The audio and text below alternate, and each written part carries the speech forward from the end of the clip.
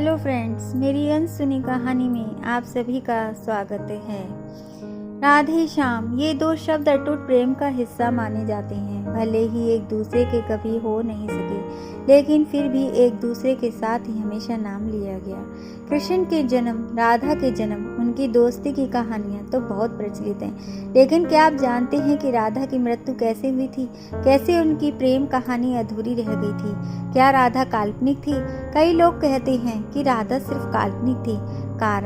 कारण ये कि भागवत जिसने भी पढ़ी है उसका कहना है कि सिर्फ 10वें स्कंद में ही जब महारास का वर्णन हो रहा है, वहीं एक जगह राधा के बारे में बताया गया है कि वो भी रास कर रही हैं और आनंद ले रही हैं। अलग अलग ग्रंथों में राधा और कृष्ण की गोपियों का अलग अलग वर्णन है। एक जगह ये भी लिखा है कि कृष्ण की 64 कलाएं ही गोपियां थीं और राधा उनकी महाशक्ति, यानी राधा और गोपियां कृष्ण की ही शक्तियां थीं जिन्होंने स्त्री रूप ले लिया था।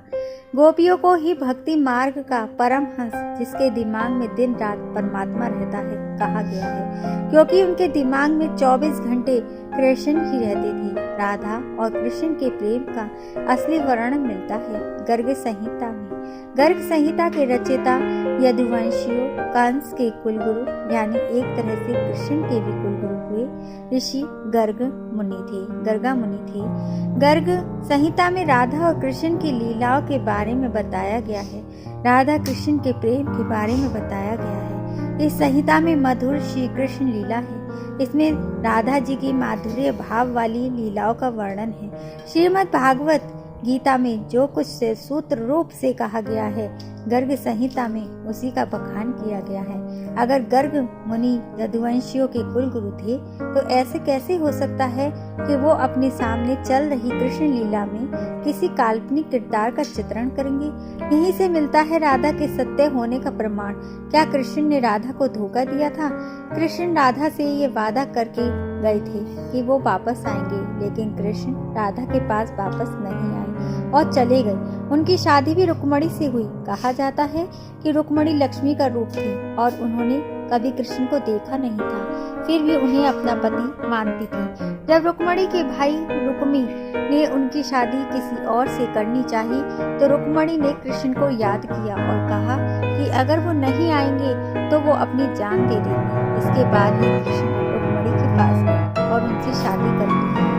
कृष्ण के वृंदावन छोड़ने के बाद से ही राधा का वर्णन बहुत कम हो गया। राधा और कृष्ण जब आखिरी बार मिले थे, तो राधा ने कृष्ण से कहा था कि भले ही वो उनसे दूर जा रहे हैं, लेकिन मन से कृष्ण हमेशा उनके साथ ही रहेंगे। इसके बाद कृष्ण मथुरा गए और कंस और बाकी राक्षसों को मारने का अपना काम पूरा किया। इसके बाद प्रजा की रक्षा के लिए कृष्ण द्वारिका चले गए और द्वारिकाधीश के नाम से लोकप्रिय हुई। फिर क्या हुआ राधा का? जब कृष्ण वृंदावन से निकल गए, तब राधा की जिंदगी ने अलग ही मोड़ ले लिया। राधा की शादी एक यादव से हो गई। राधा ने अपने दाम्पत्य जीवन की सारी रस्में निभाई और बूढ़ी हुई, लेकिन उनका मन तब भी कृष्ण के लिए समर्पित था। कौन थे राधा के पति? राधा के पति का वर्णन ब्रह्मवृत्र पुराण में किया गया है। ये वेद व्यास द्वारा रचित 18 पुराणों में से एक है। राधा जी की शादी के बारे में भी अलग अलग कहानियां प्रचलित हैं। कुछ के अनुसार राधा जी की शादी अन्य से हुई थी। अनन्या भी वृंदावन निवासी थे और राधा और अनन्या की शादी ब्रह्मा की एक परीक्षा के बाद हुई थी। ब्रह्मा ने यह पता लगाने के लिए कि कृष्ण वाकई विष्णु अवतार हैं, उनके सारे दोस्तों को अगवा कर जंगल में छुपा दिया था।